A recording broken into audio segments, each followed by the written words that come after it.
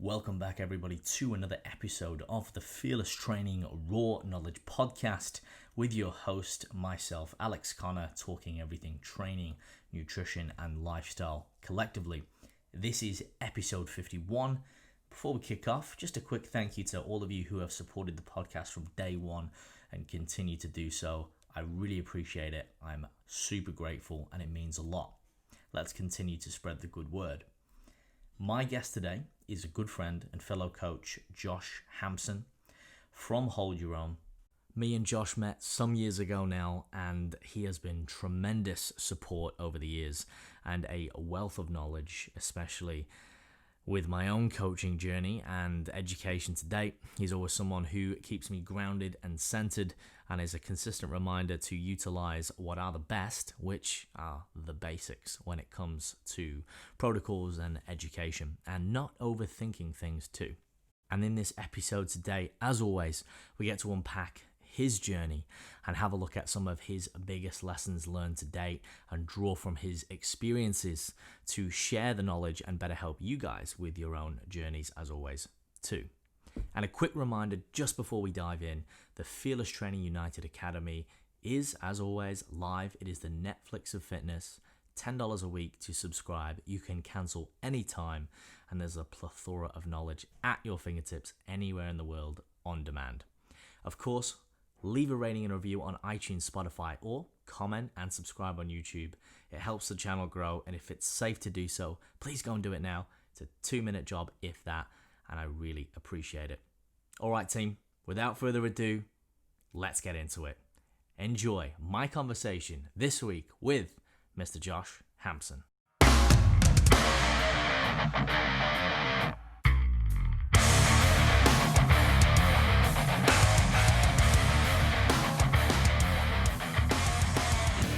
Josh, welcome to the Fearless Training Raw Knowledge Podcast, my friend. How are you this morning? Good, thank you. I'm good. Mate, I appreciate you making the time. I think this one's been a long time coming, fair to say. Definitely. So for the people who may be unaware, as always, let's start at the beginning. Give us a bit of a synopsis, a bit of a background of who you are, what you do, and more importantly, why you do it. I guess from a physical standpoint, I always was active during school. I would always go to the gym, things like that as a part of sports. And I've always enjoyed it, but it was never really a priority.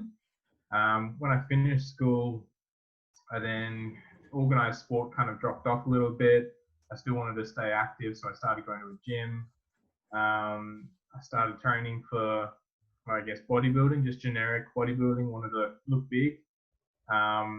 Then it just so happened that the gym owner at the time, he was competing in bodybuilding, and he kind of saw me. And this was in my teenage years, and he kind of convinced me to do my first show. And that's kind of what started what's become of now. So I guess I competed a few times when I was a teenager. Did all right. And I guess the reason why I continued with it was because I did all right. And all the while I was doing this, I was studying at university, doing my chemical and food engineering degree. I was always interested in nutrition and food and what made up food and what nutrition did to the body, but kind of came from the engineering side as well, of being very mathematical and logical and methodically based. So then I guess as I went on, I graduated. The year I graduated was probably my biggest year competing. That was the year that I went to America to compete in the Natural Olympia, and did a few shows around there, did quite well that year. And also then, as I graduated, I actually did my ISSN nutrition exam and course, and also became ASCO accredited, and started coaching out of Hold Your Own. So I'm still coaching as a Hold Your Own coach through an online basis, but I'm also working full-time as an engineer. So I always love to coach on the side. It's something I enjoy doing, and it's fun to me. And I love to see people's progress and help them, get to their goals and improve their training and nutrition and physique and just how they're feeling in general. So I guess my whole approach, being an engineer as well, is to have a holistic view and try and simplify things as much as possible. Because obviously, a lot of people I deal with on a day-to-day basis don't particularly have a lot of time, or don't think they have a lot of time to train, or track their food or meal prep or anything like that. So I guess I take a standpoint from trying to be able to incorporate those people and improve their well-being and health, at the same time as continuing to focus on their career. So yeah, that's me in a nutshell, I guess. Well, that was a good synopsis, and there's quite a few key points I want to delve into across the conversation. But I want to start at the beginning, where you reference, you first started lifting weights when you were going through the sort of natural Olympia stages. But right back at the beginning, when you started your training, you mentioned that you wanted to get big. That's why a lot of us start training. We want to put on some size, we want to look better in the mirror, etc. Was there a certain specific person or a group of people that initially was the protagonist for you to get into it, or was this something that just came from an internal enjoyment of, oh, I've just started lifting weights and I like the way I look and feel doing this? And what did that look like in terms of, we know that you've got now a very holistic and balanced approach, which we've talked about, and we'll talk a lot more about. But were you very much like that from the beginning? Were you very analytical? Were you very methodical, looking at it from the science-based brain? Or were you very much a bit of a bro? Give us a bit of a definition of what that was. Yeah. I guess when I first started, I'm very self-driven, I guess you could say. I don't really get motivated by external factors or people. That might be a positive or a negative, depending on how you look at it. But yeah, so I just started training just because I purely like to be active. I like to be strong. I like to be athletic. There was no other driving factor behind it, really. And I want to say I was a little bit of a bro to start with. My first season competing, I was definitely a bro. I was eating the broccoli and fish, every meal 6 times a day, every 2 hours, training everything once a week. Da, da, da, da. But after that first season, the analytical side kind of kicked in.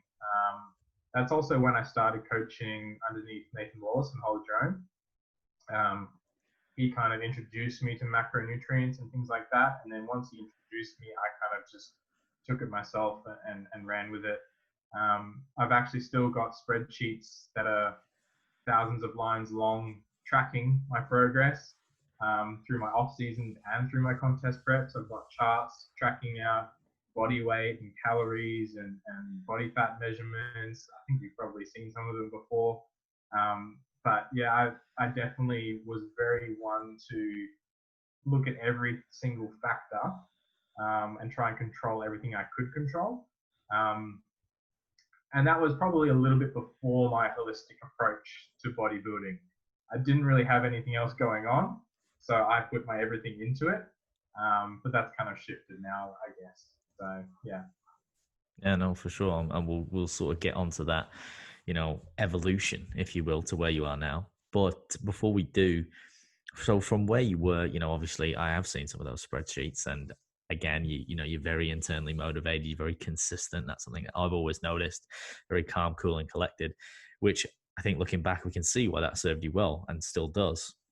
And perhaps that was what kept you, or perhaps brought that success in those earlier years, if you will. Can you talk us through the process of making a decision to compete, and then that journey of competing and then actually getting to the Olympia stage? And is that something that you ever envisioned that you would do when you started lifting, or was it something that snowballed very fast? And we'll sort of break down that journey a little bit more. But yeah, first give us that initial insight to reaching the Olympia stage.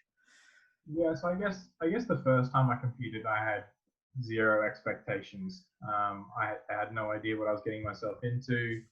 I just got convinced, and I thought, why not? I'm training. I'll give it a crack.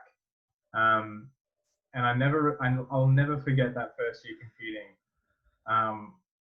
I got there backstage. I was all tanned up. Had no idea what I was doing. Been practicing posing for maybe like 3 weeks. I was nervous as hell. And I remember seeing this guy who I'm still good friends with today, who was huge. He was huge. And he was lean, And I said to the guy that was kind of helping me and coaching me at the time, I said, "Oh, I hope he's not in the teenage category." And he ended up being right next to me on the teenage stage and absolutely wiping the floor with everyone. From that moment on, I came second to him. From that moment on, I was hooked, and I kind of said to myself, I need to be better than him. Then I guess from there, it just kind of progressed. I took my training more seriously, took my nutrition more seriously.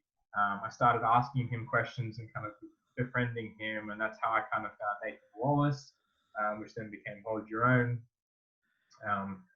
Then I guess once I started coaching underneath Nathan Wallace, that's probably when things really started to kick off. I competed for a second time in teams, so I went back-to-back years. Probably What not year a was this, Josh? I think this was 2012 and 2013. Right. It probably wasn't a great idea to go back-to-back, but I said to Nathan when I joined with him, look, I really want to come back and I want to win. I'm someone who's very competitive, but I'm not a sore loser, so that's okay. But I do like to win. I do like to do everything I can to win. And so when I started with Nathan, we started taking things very seriously. I put a lot of time and effort into the gym and my nutrition and everything like that. And I came back that next year in teams and I won, which was great. And then I guess from then on, I got a taste of victory and I wanted to keep going. So I then took a year off and just trained consistently, tried to progress as much as possible. Then I competed again in 2015 when I was a junior, so my last year of juniors. And my goal that year was to win the Queensland junior title and to win the national junior title and to also travel over to the Olympia and win the junior Olympia title. I also competed in a few men's categories throughout the way, but I didn't really have many expectations for that. But 2015 was a really good year. So I managed to achieve everything that I wanted to achieve. So I won the Queensland title in juniors and in my men's category, and then actually won the overall, which was very surprising for me. Then I went to nationals and I won my junior and men's category at nationals. Then I went over to the States and I won my junior category in the States. And I think I came, from memory, I think I came third. Jesus, it was a while ago now. Yeah, I came third in my men's category at the Olympia as well. And that was kind of the epitome of where I reached, I guess. I think after that season, because I had achieved everything I wanted to, I'd kind of ticked that box off in my head, so to speak. So I haven't competed since. I've still been training, still love training. But I guess from that bodybuilding standpoint, I gave that season everything I had.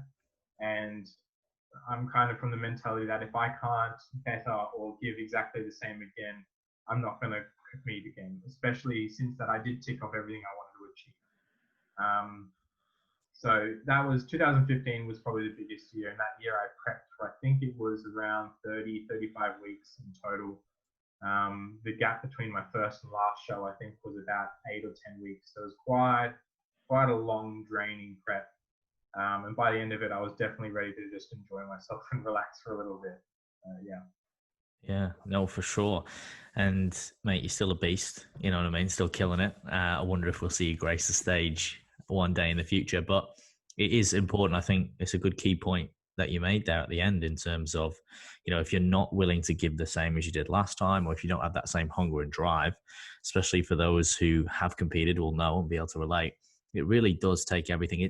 This is something, one of many things at the pinnacle in life where you just can't half-arse it. And if you do, you're doing yourself an injustice. And also, you know, because it's a very selfish sport, a lot of those around you as well. Definitely. Before we digress, though, I think it'd be important for the listeners if we could perhaps contrast what you changed when you started with Nathan, or even those first seasons from a mechanistic and a pragmatic standpoint in terms of, you know, what was your training before versus after, like the main differences, and identifying, was it just the attitude of, okay, it wasn't really too much maybe with, you know, changing massive things, but it might have been of, you know, the intensity, the passion, the drive, the focus. But if there were things with nutrition and training that you did more intelligently to take your physique to that next level? If you want to bullet point those, what would they have been? Yeah. Okay, so we'll start with nutrition. So I guess the main difference would have been taking a view of calories in versus calories out, and then breaking that down to macronutrients. So first isn't competing, definitely no sort of macronutrient tracking or knowing my calorie intake, and we just went from here to here straight away in terms of calorie consumption. So there was no room to move along the way. There was cheat days along the way in that first prep.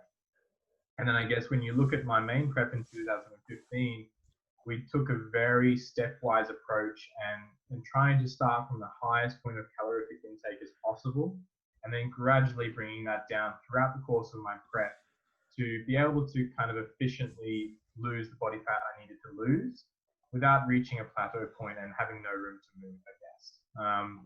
Another difference from that kind of fat loss point of view was that in my very first prep, I was doing steady state, low intensity cardio, probably an hour a day of walking or whatever it might be. And then compare that to the 2015 prep, that's when we started to introduce HIIT. So intervals of, say 30 seconds on, 2 minutes off of, hill sprints or rowing or whatever it may be. And incorporating that to try and maintain as much lean muscle mass as possible, and use the activity for calorie burning rather than just activity. So they're probably the two main differences from nutrition and I guess fat loss standpoint.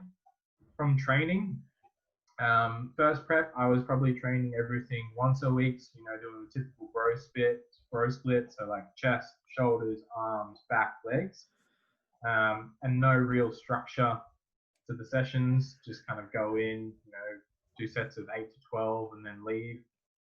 Whereas in 2015, there's definitely a big structure around hitting every muscle group at least twice a week, some of my weaker points up to 3 times a week, and definitely having a structure around the aspect of having some heavier, higher percentage days, and then some lower percentage, higher rep kind of days, just to kind of undulate that program so there weren't as many sticking points throughout the prep.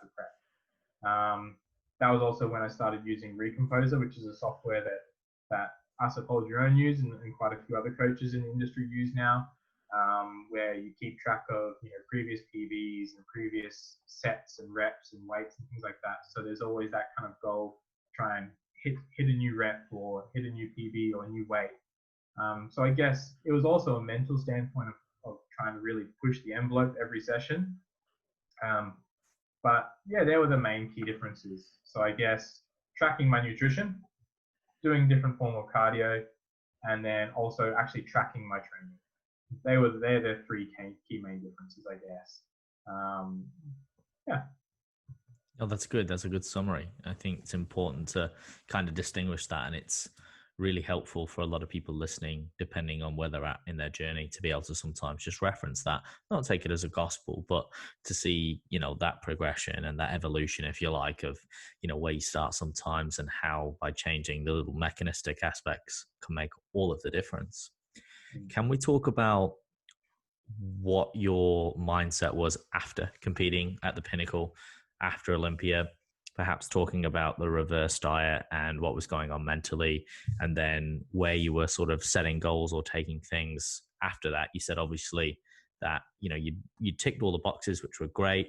You sort of transitioned more into coaching. Were there any other things that you thought, hey, like I'm just gonna, I really just want to focus on like giving it back to people now and helping? Or was this when you started to, transition into more of the food engineering aspects? And then we might start to talk about the introduction of powerlifting and how that has perhaps, influenced your training, if you like. Yeah. So I'm not going to sugarcoat this. After that 2015, I was stuffed. I was exhausted. I was mentally drained. It was a great season. I had a great time, but I was done. I guess immediately after the show, I actually traveled around America for a little bit with my family. So the reverse diet was challenging. But I kind of, every prep, I kind of had the standpoint of, and knowing my body as well, I sit quite comfortably at a certain weight. And that's where my hormones seem to function well. I feel good. I have energy. I'm not lethargic. So I don't really mind, to a certain extent, how fast I get back to that weight. Um, but obviously within reason, I don't want to get there within a week. But I think our holiday around America was 2 to 3 weeks after the show. And I kind of said to myself, if I can come back to Australia in 3 or 4 weeks' time and be about my comfortable weight, which was, I think, gaining, I think it was 6 kilos. So 6 kilos over 3 or 4 weeks. I was okay with that. And then I take my reverse diet a little bit more seriously once I'm back in Australia. Um, Once I was back in Australia, then yeah, I started to really track things again and get back on track and gradually gain some weight. So I think over that 2015 prep, I lost a total of 12, 13 kilos. Um, and then I eventually put that all back on, but that was over kind of a 6 month period. So I did take it quite nice and slowly.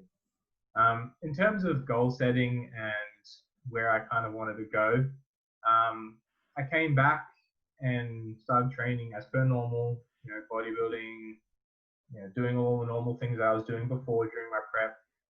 And after, say, probably a month or so, I just really didn't have the drive or passion to train. It was just getting boring for me. I just didn't really want to keep doing the same sort of things. And that's when I actually did a bit of a stint and did some CrossFit stuff, which was just a bit of a change of scenery, bit of change of style, and a bit more activity, I guess, and a bit more of a social aspect. So I did that for a little bit, which was great. It was good fun, but obviously it's not where my original passion was. So then I kind of shifted back into that bodybuilding style training, but getting a bit more focus around strength, and looking at increasing my squat, bench, and deadlift as much as possible, and getting as strong as possible, and focusing my training around that. I have since competed in a powerlifting competition, which I'm sure we'll talk about. But I guess that's where my training kind of led to, is more that strength aspect rather than visual bodybuilding gains, I guess. Yeah, but definitely after that 2015 season, it made me reevaluate a lot of things. I did shift into coaching people then, and then also wanted to get into my field of chemical and food engineering. I erred more towards the side of the food aspect, just because I was looking at nutrition every day for clients and for myself. And I managed to get a job here based on the Gold Coast, developing food products, which is quite exciting. So then I started, working full time as a technologist in the food industry, and then coaching people on the side, which was a really good combination. It kind of best of both worlds. So I would have my clients on, Saturdays and Sundays, and also online on the weekends, and then work my, 9 to 5 during the Monday to Friday.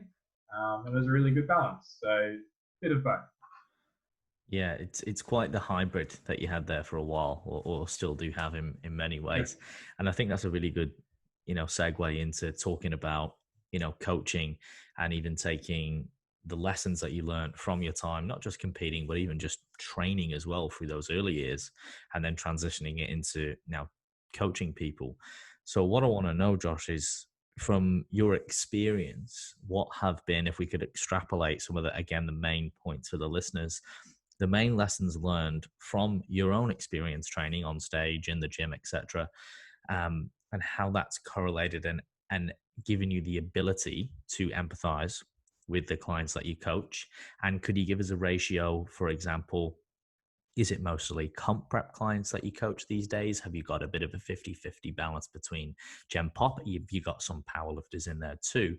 And then we'll sort of transition into a few more specific questions on that. But first, I just want to sort of extrapolate the main things that you can draw from your own experience, which allows you to help your own clients. I guess the main thing that I've kind of realized over the years is back when I was competing in 2015, everything I did was competing. And I guess I'd classify myself as an athlete during that period. And everything in my life revolved around being that athlete. Um, I guess as time has shifted, not everyone has the luxury to be an athlete or compete at a high level or have goals to compete at a high level. And I guess that's over time has shifted for me as well in not particularly having goals to compete at a super high level like I was, but having a bit more of a holistic view.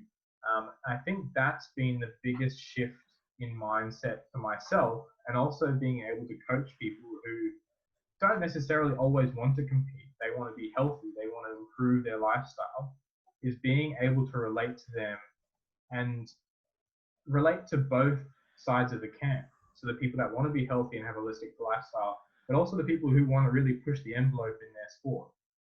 I've kind of been on both sides of that. So I know how to approach them and structure their training or nutrition to suit what their needs are. Because there's definitely different needs when you're coaching someone who's working, 60 hours a week and someone who's training 60 hours a week. There's very different approaches for both of them. And I think that's been my biggest learning over the last few years. And I guess in terms of my split for clients, it's probably 50-50. From Gen Pop wanting to get healthier, get stronger, just improve their lifestyle, lose some weight, and people who are athletes and wanting to compete, whether it be in bodybuilding or powerlifting. I've had, obviously, my fiance, she's quite a good powerlifter. I coached her myself, and her focus was around that athletic standpoint, putting everything she could into being an athlete. And then I have some clients who, work 60 hours a week and have time to train for 45 minutes 3 times a week, and that's all they can fit in. And we still need to try and structure the way that they can fit that into their lifestyle and make progress. So I think that's the thing I enjoy most about coaching. Everyone's so different, and there's lots of different nuances with every single client. And I guess coming from that 2015 season to now, I feel like I can incorporate everyone into my clientele and help everyone to their specific needs. Yeah, no, for sure. And it will definitely talk more about the powerlifting, and we can touch base on Selena's successes as well, because that's a really interesting segue. I'd love to actually have a conversation with her at one point. I think now, perhaps then with that in mind, because you're now doing mostly online coaching, and perhaps again you'll still do one-on-one where you can in the future, depending on how things transition. And obviously you've been, great support and a role model for me over the years. How have you found the challenge of in-person coaching versus online? And you've obviously got experience for a number of years at both, but what do you think are the main differences, apart from the obvious, and the things that you have to change and perhaps really, as you said, nuance a little bit more when you are dealing with an online client and really incorporating what you just went over, which is that specificity, like you said, someone who is in Camp A or has life scenario A is going to be very, very different to coaching someone in life scenario B. They might have similar goals, but obviously that journey, that plan, that protocol may look very different. Something that I've learned from you is setting expectations. I know that's something we've chatted about a lot, about, relaying it to the client and being very clear on what the expectations are, what the pros and cons are, giving the client the power to make that decision, so there's no comebacks. I think that's really valuable. So perhaps you could sort of talk more along those lines and some of those, I guess, verbiages that you have in terms of communication between an online and an in-person client. Yeah. There's definitely some differences between online coaching and face-to-face coaching. For me, online coaching is definitely more difficult. It's hard to kind of get that, personable relationship. But obviously you can build that over time. But I think the main difference between online and face-to-face is that ability to explain and demonstrate, whether it be exercises or tracking food or anything like that, it just makes it an additional effort to explain and make sure that they understand. Um, I think another big difference for online coaching is the ability to get information out of the client.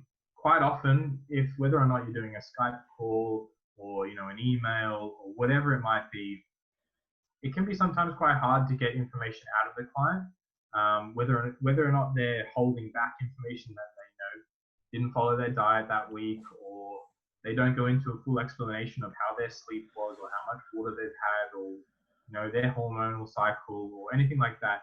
It can be a lot more difficult to get that out of someone online than it is face to face, and that's something that I've noticed over the time. So I guess whether or not everyone will have different approaches to kind of pull that information out of clients, so that's something that people coming into the industry, I think, definitely need to try and look at and structure their check-ins with their clients well to be efficient. Because that's something else that I've noticed is online check-ins can be very inefficient. There can be a lot of back and forth if you're using email. It can be quite frustrating for both yourself and the client. So yeah, there's definitely needs to be ways that you structure your check-ins for online a lot more clearly and concisely than if you're doing a face-to-face.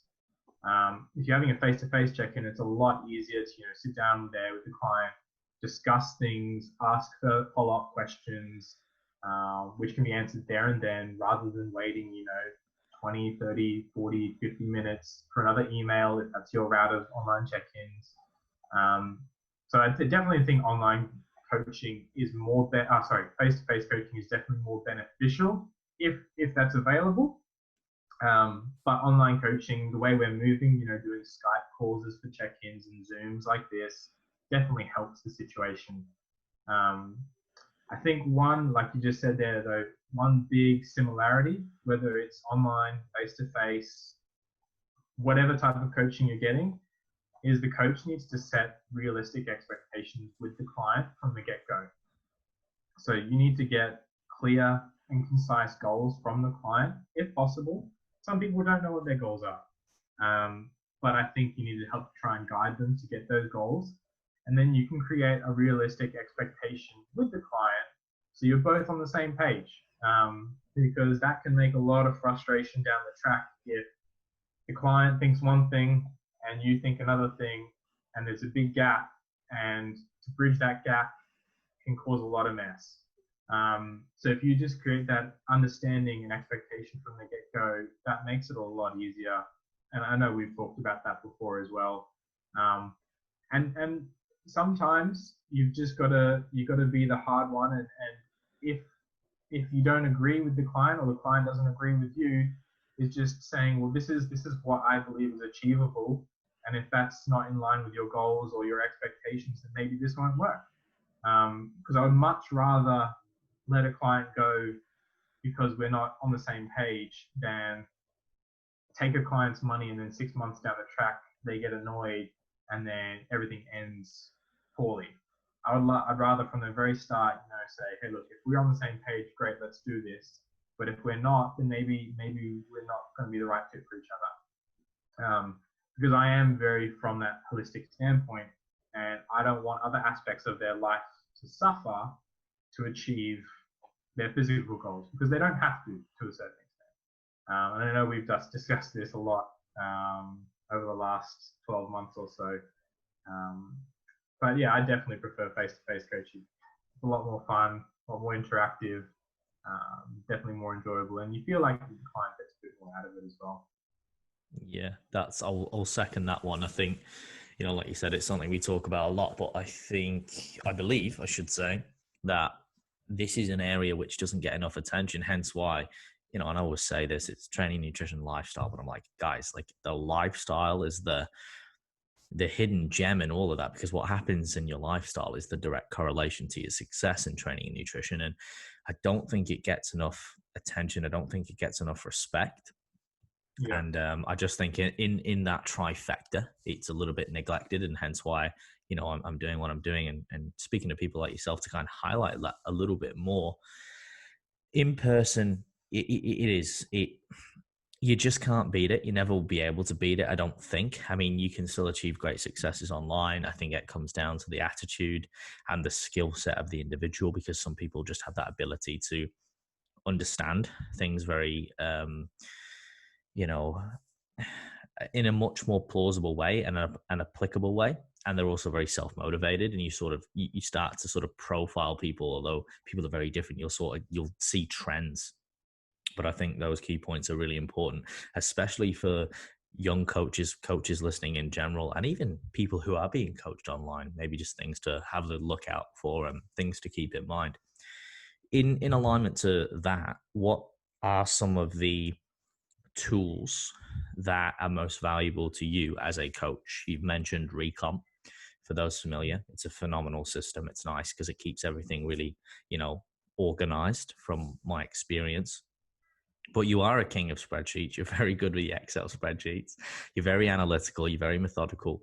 What are some of the other key resources which have helped you, or perhaps that you would recommend for people listening, even if they just want to create spreadsheets for their own training? They might not be coaches. They might just be people who have an interest in keeping tabs on things in a more succinct way, or even for coaches out there that, may want to use Recomp or might not be able to afford it, or they don't have the qualification. What are some things that you think are key resources? And this also, Josh, could be educational content. It could be blogs, articles, podcasts, whatever that you found to be useful for sharpening the sword of your craft, if you will. Look, I'm probably not the best one to answer this question, to be quite honest. But look, yeah, I love Recomposer. I mean, it's a great software. I've been using it basically the whole time that I've been coaching people. It's very compact, very efficient. You can load all the programs and exercises and foods in there. You can load their measurements, their body fat, their weight. It generates graphs and everything like that for you. So it's very efficient. But obviously, if people can't have access to that, spreadsheets are definitely a really good, simple thing to do. And I know this might not help many, but a simple Google of how to do stuff in Excel is probably the best answer you're going to get. If there's ever anything that I don't know how to do in Excel, I'll just simply Google it and hey presto, there's the answer. But no, just Excel is definitely a really good one. I mean, you can create new tabs, you can create new rows, new columns. You can create easy things for your clients to input and send you every week. A simple one-page spreadsheet could have how they slept, how was their consistency on their diet, their daily weight, how their training was, and that's a really good place to start for a client. But yeah, unfortunately, I'm not the best to ask for that one, Alex. I'm sorry. No, honestly, it was more just your opinion. You know what I mean? It's not. We're not looking for any specific answers, whatever they mean to you. And look, I know you've been using Recomp for a long time, and it is a great system. I think as well, everyone learns differently, I guess. So Yes. what might help me might not help you. So I'm a bit reluctant to give out, specific resources on what's helped me along the way. I definitely think that actually one key thing that I think is critical for not only clients but for coaches to learn and understand is how to read nutritional labels. And you can find that on the Fazan's website, Australian website, nutrition and the database there. It's very critical to understand nutritional panels and ingredient listings so you know what you're putting in your body. If you don't know what you're putting in your body, then how can you expect to get leaner or gain weight or whatever it might be? So I definitely recommend, as that's something critical for coaches and clients to learn and understand and be able to explain easily. Yeah, no, that is, I think, a key point. Something simple that is overlooked as well. It's very easy to get confused and misread little things like that. And when it comes to programming, oftentimes by learning and trying different things over the years, different systems, creating your own spreadsheets, regardless of whether you stick with them or not, are really, really valuable, because you actually start to understand as you develop as a coach and as an athlete what you want to track specifically. You've got your key measurables, you've got your key bits of data in there, but you might go, oh, I like it visually this way, or I really like to track this metric, or I've got a way of doing it this way. And I know that's something that I'm continuously refining, although perhaps using frameworks from other coaches and, employing the roles of, great trainers and athletes to help create these programs, but then making, my own spin on it in a way that works more efficiently for me, but then getting Yeah. the client feedback. Because a key thing that I find is obstacles. The easier it is for a client, the more you are likely to engage them in adherence. The more difficult it is to fill out your programming, to get access to it, the less likely you are going to interact with it, in my experience. So making it really user friendly, but also making it look visually appealing, as superficial as that can be, I find is a really, really important factor. And almost having gamifying it, if you will, is really, really important, I think, because it shows and displays progression, and people like something new and fresh. And, even though it might not seem much from the outside, it can have a big sort of psychological role, I believe, in that respect. Yeah, no, I But agree. to to transition more before we go on to the final questions, Josh, because I'm respectful of your time, I want to talk a little bit about the powerlifting aspect now, and we can talk about your role as a coach in terms of how you've helped your fiance Selena, one of the best lifters in Australia, and how it's helped you, and where you're at now with all of that training, and what does perhaps your training look like now? What are you doing these days? I know you've got, like you said, a more holistic approach, and maybe walk us through what that looks like. Yeah. So powerlifting was quite new to me, I guess. When I was training for it by myself, there was I just kind of went along with what I already knew and kind of tested and field and trial and error myself to see what worked for me. Um, but yeah, definitely when I started coaching Selena, that's when I really had to try and learn specifically about powerlifting protocols and things like that, and how to be the most efficient possible way of coaching her to get the goal she wanted.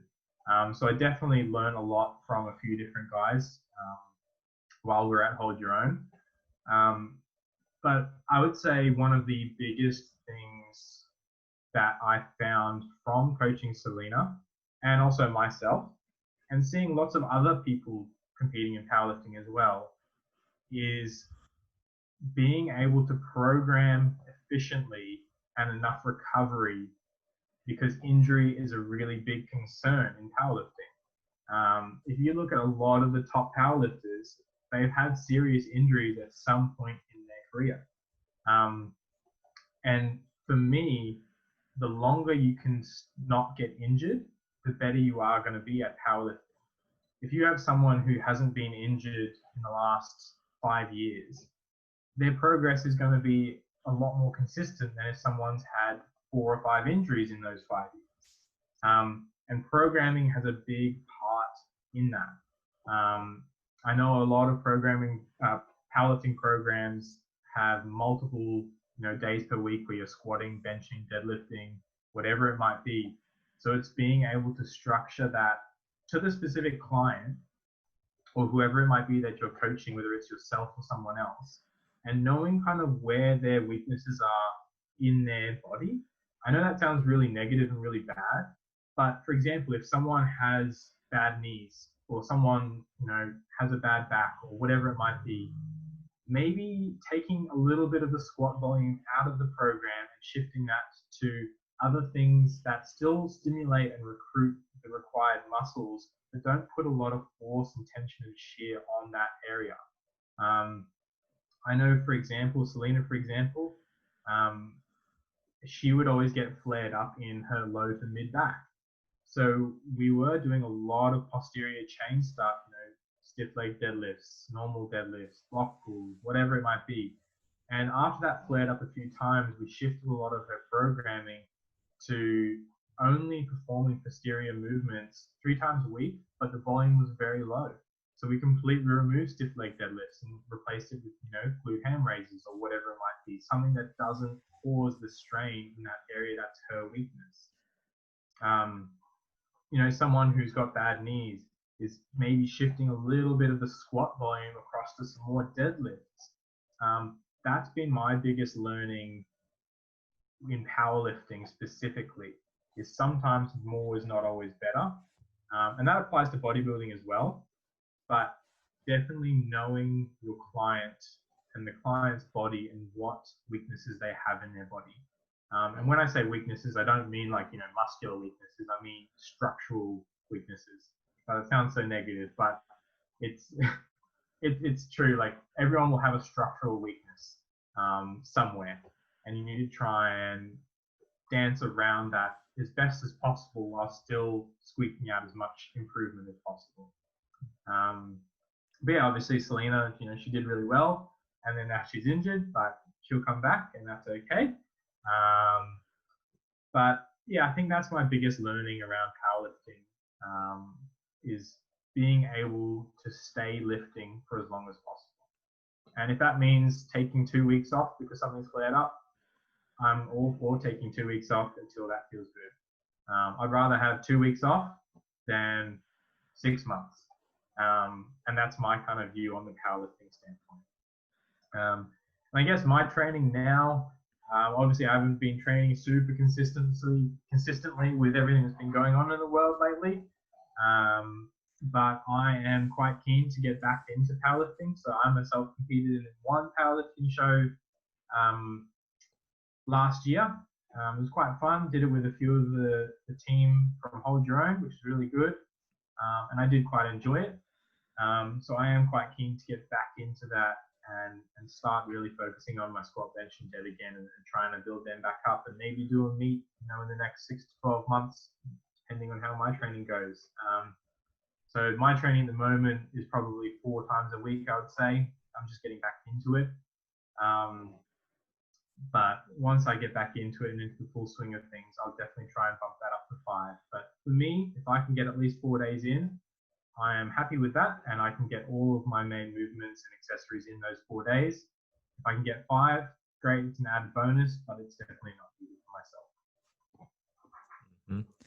Yeah, and there's such a relationship between powerlifting and bodybuilding, which is, quite popular these days for people to swing between the two, to coin the term power builder, a colloquial term. And I think what you said about looking at the weak points, perhaps, or the points of improvement, not necessarily a negative thing, it's a realistic aspect, but a lot of lifters come to this realization, so it would seem, at some point in your lifting career, that slow and steady is definitely better than to go gun-ho. In the short space of time, or looking at things from a very acute point of view, it might seem better. But realistically, in the long term, it isn't sustainable, and it's not the better approach, as we know by the maxim, the tortoise and the hare and all of that carry on. And I think it is important to recognize the points of improvement that we have, and then also the consistency. And I'm sort of, when you were speaking, I was matching up, people that I'd sort of met, powerlifters that I've met, and sort of names were coming to mind about the people who have stayed injury free do seem to make better progress, because the people who are injured, it's not that they're not gifted or they can't get as strong, but because they spend so much time injured, in the totality of time, that just puts them on the back foot. Where if someone's just making these small progressions day in, day out, week in, month, year, you just get to that point where you do mitigate, the fatigue or the chance to weaken the whole structure, but then also you just increase your total training time. So I think that's really important.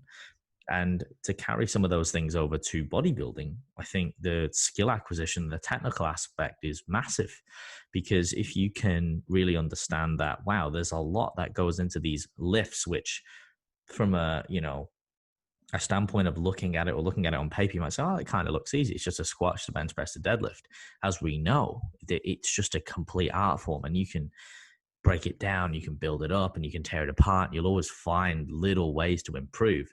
And I think having that mindset as someone who wants to continue their training in any element of movement is a beautiful thing, because when you can't just keep adding kilos to the bar and you're not a beginner anymore, you've got to fall in love with that process and that journey. And if you can have a more three-dimensional view of, wow, I could be working on this, or I could be looking at that, I think that adds a lot of happiness and, adherence over the years if you do want to do this for a long period of time. So I think, again, some really, really valid points. I look forward to the return of Selena and maybe even yourself to the stage. I will ask you that before I move on to my next set of questions. Is that something that you consider, Josh? Is it a whole, like, you'll never do it again, or is it a possibility that you would compete again? I know Selena certainly will. I know she's still hungry to do that, but maybe I'm wrong there. I don't know. What's the plans for you and Selena? Selena he definitely wants to compete again, but we'll just take it one step ahead of another. So she had quite a bad back injury, but she doesn't have any expectations of when she'll compete next. But she definitely does want to down the track.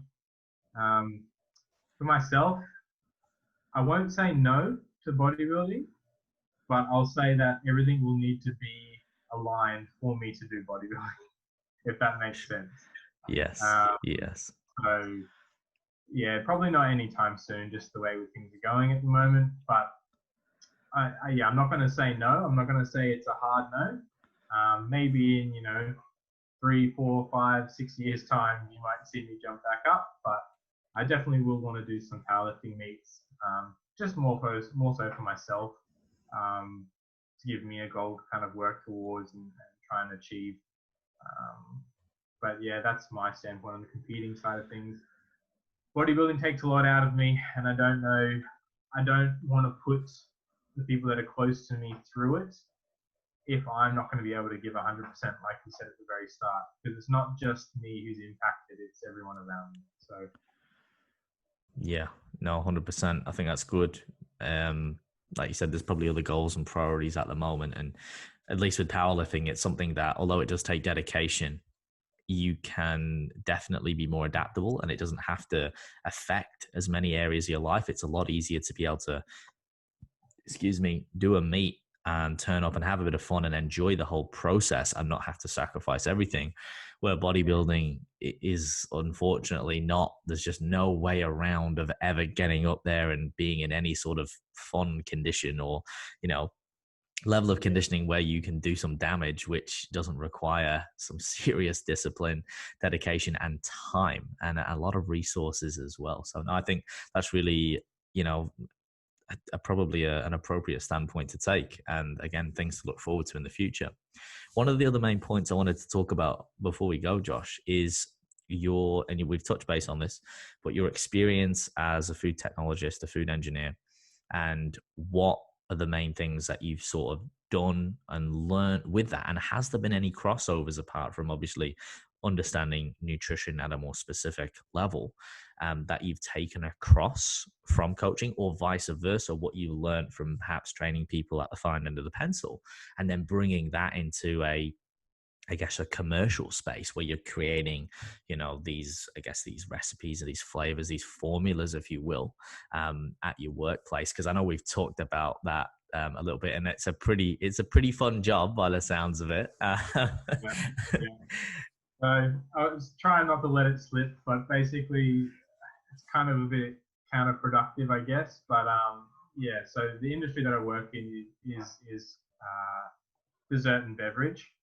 So Oh yeah, on a day-to-day basis, I make new flavors or new products for frappes and ice cream and soft serve and things like that. But I think the biggest thing that working in that industry has helped with is, it might seem quite simple, and I know I've already raised it before, but it's definitely understanding nutritional panels and labels and ingredients and correlating that across and being able to explain that to clients quite simply and effectively. Because obviously I'm looking at them all day, every day, and it kind of becomes second nature to me. And so I need to try and be able to make that concise and as simple as possible for clients who potentially have never even read a nutritional panel before. So that's probably been one of the biggest helps, I would say. I mean, the carryover from coaching people to the industry I'm in, not an awful lot, but I will say that a kind of intuitive thing or fun thing that we have noticed over time is that even though people are very fitness orientated and very conscious of what they put into their bodies, quite often, if someone, and you'll probably agree with this, if someone's going to have dessert or something or treat themselves, they're going to go all the way. They're not going to half-ass their treat. Um, so there's kind of this all or nothing mentality going on at the moment. Um, and that gap is being bridged a little bit with all of these, protein ice creams or, healthy beverages and things like that. But still, whether or not you're into fitness or you're not into fitness, quite often you'll go for, that full fat, full sugar, really delicious ice cream while you're out. You won't get the, low fat, low sugar stuff in the corner of the cabinet. So that's something that people need to keep in mind. And that's something that I try and incorporate with clients. So they say, look, if you are going to go off your diet, or if you do want to have something during the week that you allocate macros to, make sure you enjoy it. Don't half-ass it. Like don't have something and then eat it and afterwards kind of feel, oh, that was good, but I still kind of crave, whatever it might be. Like make sure you fit that into your diet. Make sure you make it work, because you will feel better and you will enjoy it more than compromising on your one treat in a week, for example. So that's something interesting that I've noticed over time as well. It's not an all or nothing mentality, but if people are going to treat themselves, they want to treat themselves properly, if that makes sense. But yeah, that's interesting.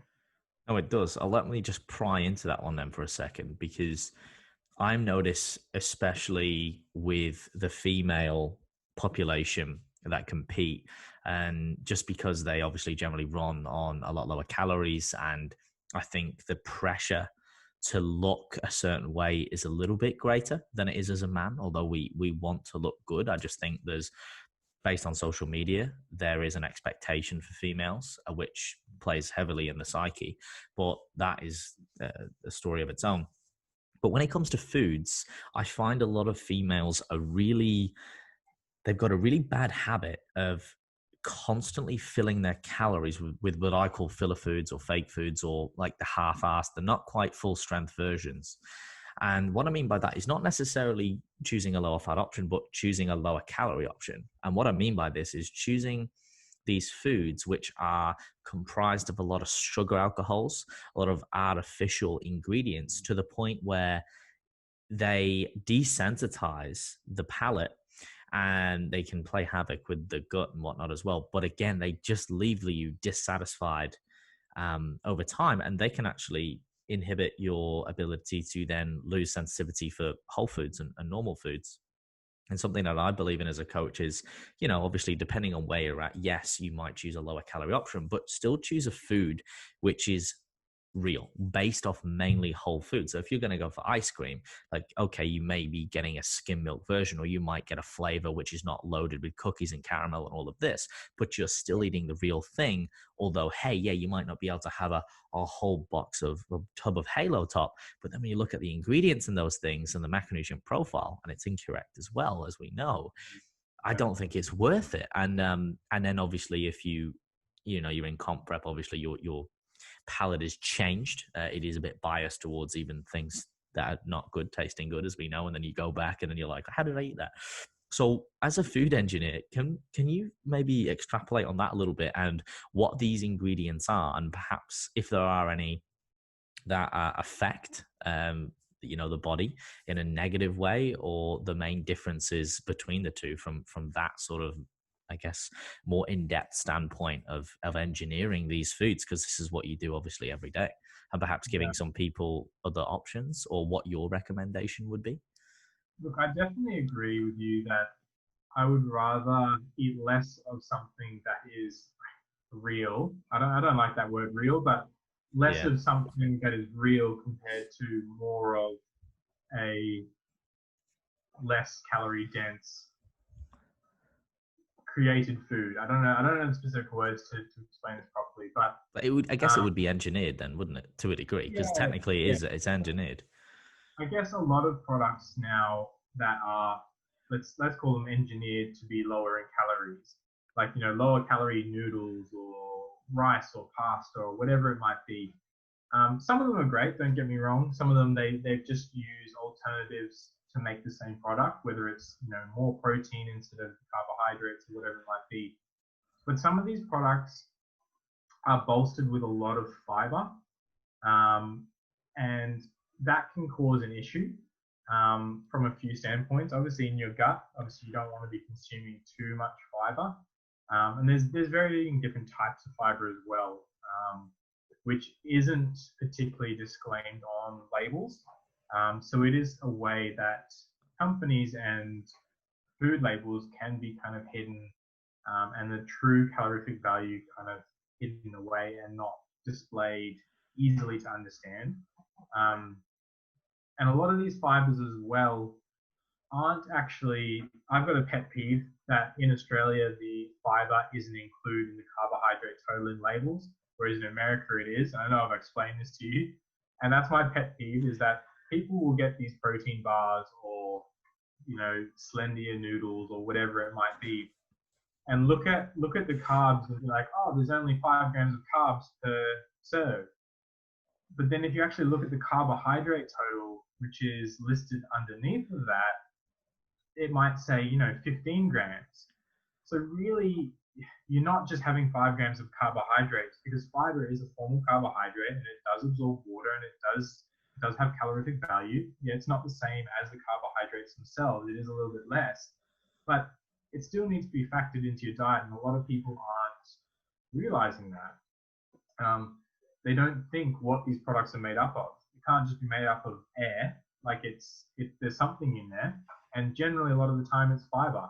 And I think people need to be cautious of that and understand how to incorporate that into their diet, and just be cognizant of it. I mean, obviously, you can have these foods from time to time, and I don't think it's gonna make a significant impact on your body or your diet or nutritional composition or anything like that.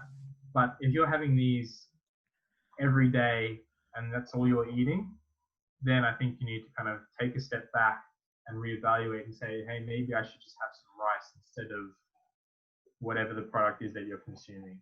I definitely agree, and I definitely personally would rather have less whole foods than bolster my meals with kilos of Slendia noodles or whatever it might be, but yeah, fiber is definitely a key thing that a lot of companies have been using to get around legislation and make nutritional panels more difficult for the general consumer to understand. Yeah, there's definitely a lot of perhaps misdemeanor and misdirection in that, and I think this is where the education comes from. I feel so passionate about this, Josh, because I am one for flexible dieting, but it's something that sort of hindered, I think, my performance for my first comp prep. But again, a great lesson learned in trying to be too complex and have too much of these low calorie filler foods rather than just being a little bit hungry. But I think the paradox of that and the irony is that even though you might eat less of the whole foods, they can sometimes actually fill you up more, not from a necessarily a volume standpoint, but from a satiety standpoint, because again, they are better absorbed by the body, and we are, more aligned to utilize these foods. Where having these foreign substances, and I was listening to a podcast the other day, I think it was with Gabrielle Fondero and a couple of others, and it was a roundtable, and they were talking about, I think it was the sugar alcohols, or it was something or another digression of fiber. I don't know if it was an insoluble fiber or something. It was really specific. They were really going into the nuts and bolts, and it was how these certain foods that have come out over the years, especially in places like America, who have just the plethora of things on offer. You can get anything, and how it would just completely destroy your guts, and just you would be left on the toilet with, not a good scenario. And I think I see that with a lot of even athletes in general, or people who do compete. It kind of ruins them a little bit because they're always looking to find foods to fill their nutritional, preferences, or they're always trying to increase the volume, where at some point it's not about that. And Yeah. they're always bloated and toilet time isn't good. And it's like, man, it's such an easy fix, but we get so drawn into that. Go on, what were you going to say? I think another key thing as well is, obviously this is very specific to bodybuilding, prepping for a bodybuilding show, but 100 grams of rice has a certain amount of carbohydrates in that, and your body will absorb and utilize X percentage of that. If you have the same amount of carbohydrates but from some fiber bolstered source of some weird and wonderful thing, your body's not going to process that the same as it will the rice, and you're not going to get the same visual appearance on stage. That's something that I tell a lot of clients, that in the last few weeks leading to the show, we need to really keep your foods quite simple and straightforward, so your body can efficiently utilize the energy to fuel their workouts, and also to fuel their muscles to look the best that they can on stage. And that's something else people need to really consider. If you're carb loading or whatever it is on, protein bars and whatever else, you're not gonna look as good as you can look. Go have some broccoli, or have some vegetables, or things like that to bolster your meals, rather than these, I want to say artificially made products, but that's not what they are. But these products that are engineered to be special and calorifically less dense.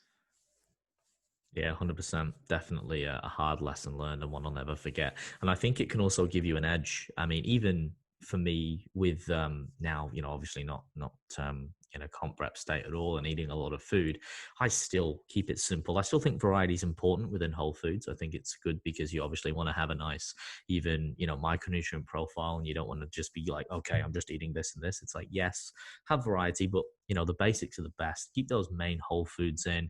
Your body will look more consistent. It will feel better. It will run better. And again, that is a beautiful, beautiful irony that you can have an edge by creating simplicity and sticking to the basics. So I think that's an amazing thing. Before we go, Josh, a couple of rapid fire questions, please, sir. A bit more fun, a bit more lighthearted before my final question.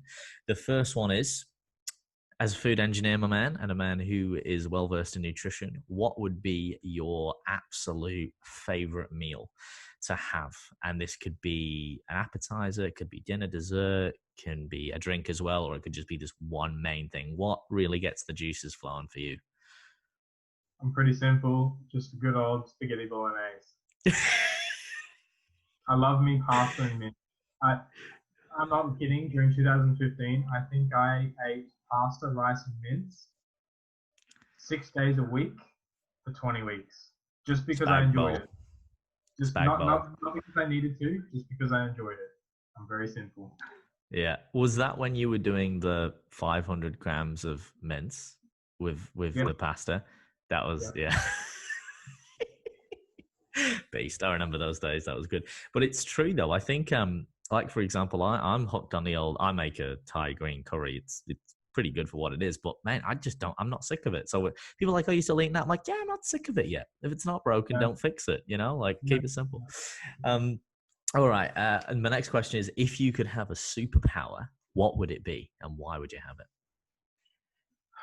Probably to be a fly. It's just so versatile. You can go anywhere. Yeah, especially with COVID, right? Yeah. Yeah, I'd love to fly. It'd be awesome. Yeah, I think that's an ever popular one as well. I think it's a beautiful one. All right. And conversely, because we have been in COVID, I think this one's a little bit more appropriate. If you could wake up anywhere in the world tomorrow, where would it be and why? Anywhere in the world you could wake up, where would it be and why? You can take anyone with you as well. You can take Selena. Where would you wake up? It's a tough one. It's a goodie, eh? Yeah, it's a tough one because I love home.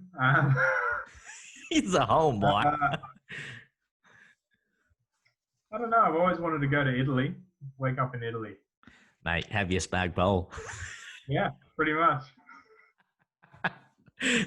That's a good one on the Amalfi Coast, mate. What do you want? Spag bowl for breakfast, mate? They wouldn't bat an eyelid. And my final question, Josh, which I ask all my guests, is could you identify a fear that you've had in your life? It can be a big fear, can be a small fear, what it was, how you overcame it, and what value you took from overcoming it. Probably the fear of failure, to be honest. I think that's what drives me so much when I do want to do well in a specific area. Go back to 2015. I didn't want to fail. I didn't want to not achieve my goals. So I did absolutely everything I can and could do to achieve them. And in my head, if I do everything I can to try and achieve my goals, even if I don't reach them, I'm okay with that because I know I've done everything I possibly can in my power to try and get there. And that's how I kind of rationalize it in my head. Yeah, no, for sure. I think that seems to be a common trend with a lot of guests I have on and people who are quite driven. They're driven by the fear of failure, which in and of itself is another paradox, but definitely something I think a lot of people can empathize with in this scenario or in this field, if you like, which is true. But thank you, Josh. I really appreciate your time. Thanks for joining me. Thanks for sharing some knowledge. For people who want to find out more about you or follow along, I know you're not massive on social media. You're a quiet achiever, but nonetheless, a very intelligent human being. Where can people follow along, or if they do want to contact you for coaching or reach out with any questions, where's the best places? So you can go to the Hold Your Own website. So I do all my coaching through Hold Your Own and that branding. And you can contact them there, or you can just go straight through to my Instagram. As you said, I don't post super frequently, but I am on it. My Instagram is just Josh Hamp with double O. So yeah. Awesome, dude. And I will, as always, guys, for those listening, I'll put those links in the description below. And thank you again, Josh. I really appreciate your time. And for those of you listening or watching on YouTube, make sure to share, like, comment, subscribe, all that. I've got to say it. It's all part of it. Leave a rating and a review if you're not driving and it's safe to do so. And of course, we'll be back next week with another fantastic guest. And in the meantime, as always, guys, stay fearless.